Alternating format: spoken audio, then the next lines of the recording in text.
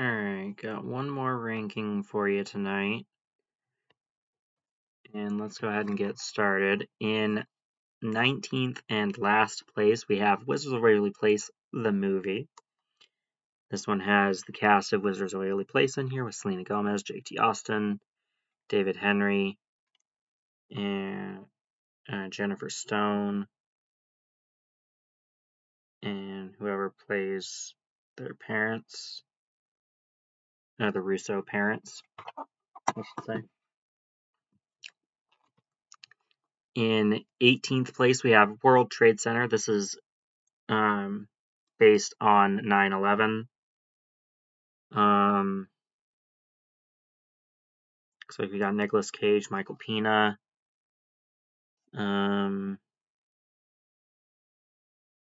Maggie Gyllenhaal, and others. I can't tell from an annoying sticker. In 17th place, we have A Wrinkle in Time. This is the remake version from 2018. This one has Zach Galifianakis, Michael Pena, Chris Pine, Reese Witherspoon, Oprah Winfrey. Yeah. Reese Witherspoon looks like she has red hair in this, and that's interesting. It's a decent look for her. Alright. Witherspoon. And a little brief synopsis on these next three. The title, Triple X, that is a ranking kind of like 007. These are PG-13 action movies from the director of Fast and Furious. This one has Vin Diesel in it. The second one does not, and the third one does again.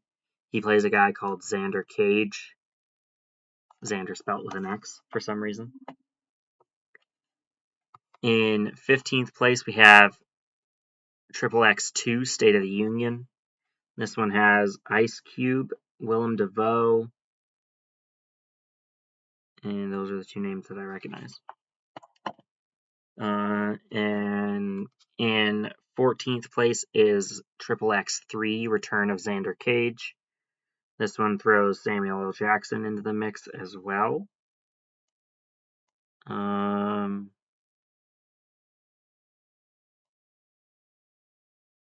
Yeah, it looks like that's all I have to say about that. Oh, this next one's pretty funny. In 13th place, we have Yes Man. And basically, Jim Carrey in the beginning is like says no to everything. And then someone's like, dude, you gotta start saying yes to things and live a little. So he does, and he goes a little ballistic. We also have Bradley Cooper, the voice of one Rocket Raccoon. Terrence Stamp, who is, I believe, the voice of Jor-El in Smallville. And those are the names that I recognize. Either he was either Jor-El or the original Zod. In one way or another, he has connections to Superman or Clark Kent. In 12th place, we have You Again. With Christian Bale, Jamie Lee Curtis, Sigourney Weaver, Betty White.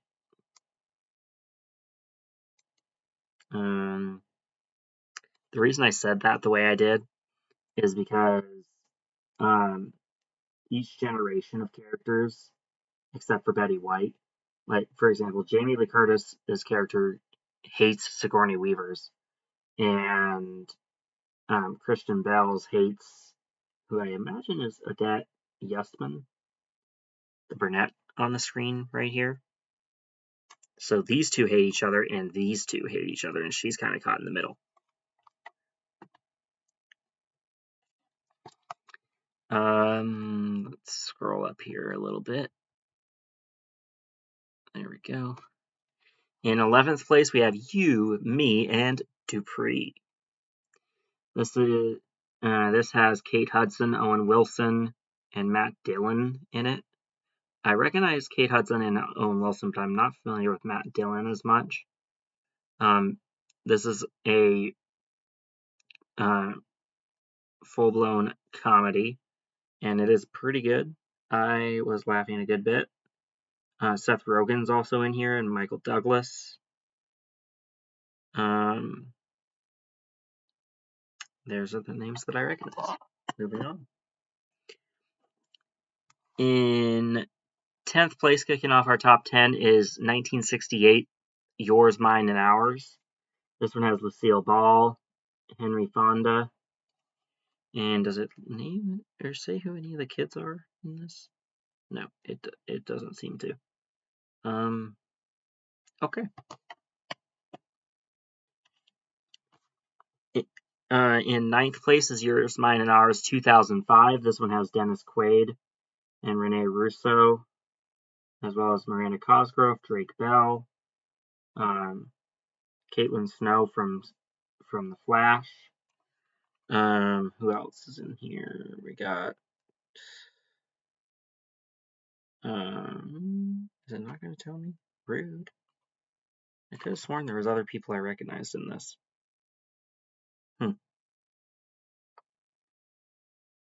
Anyway, both are chaotic fun, very good comedies. Yeah. In 8th place, we have Zootopia 1. I have not seen the second one yet, but this was a fun concept. Doesn't list the cast on here, which is annoying, but doesn't even say who any of the people are from the front of it. Anyway, good movie. Look forward to seeing the sequel. In 7th place is Xanadu with Olivia Newton-John, and personally, I think my sister's on-stage version is leagues above the movie. Of course, that could just be family bias. But yeah, we got Gene Kelly and Olivia Newton-John in here. And yeah. In 6th place, we have Woman in the Woods. Where this kind of looks like an Asian woman. Is basically, I think she's abandoned in the Philippines somewhere. And she's kind of like a warrior, a self-trained warrior. I don't recognize any of the cast members, but I thoroughly enjoyed this movie. I think she might be Mercedes Cabral, but yeah, good movie. Definitely check it out. In 5th place, we have The Witches 2020 version. This has Anne Hathaway, Octavia Spencer,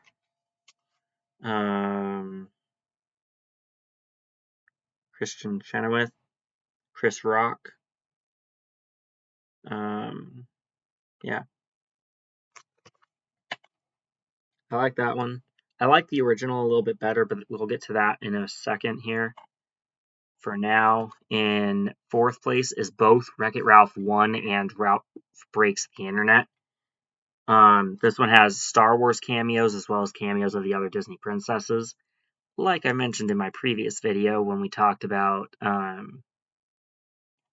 all the Pixar stuff being in a shared timeline as well as our shared universe timeline, as well as the Disney princesses being in a shared universe timeline. This kind of backs up that theory a little bit. I think there's also, see, because here's a bunch of the Disney princesses right there. All right up there. We got Merida, Sleeping Beauty, Cinderella, Pocahontas, Moana, Ariel, Rapunzel, Mulan, Tiana, Belle, Anna and Elsa, Jasmine, and Snow White.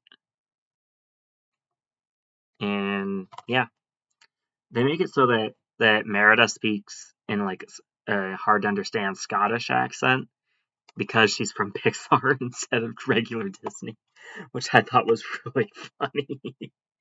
I thought that was very clever. Okay, so we already talked about the top one here. In third place, we have The Witches 1990. And both movies are really good. Jim Henson helped work on the original and not the remake, it looks like. But Jim Henson's the only name I recognize from back here other than Roald Dahl or Dahl or whatever it is. So both good movies. Our runner-up is The Wizard of Oz, the OG classic from 1939.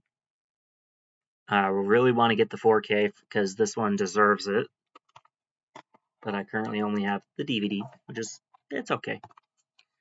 But my favorite of this batch is White House Down, with Channing Tatum being like I think a Secret Serviceman to Jamie Foxx's The President. Or where Jamie Foxx is the president.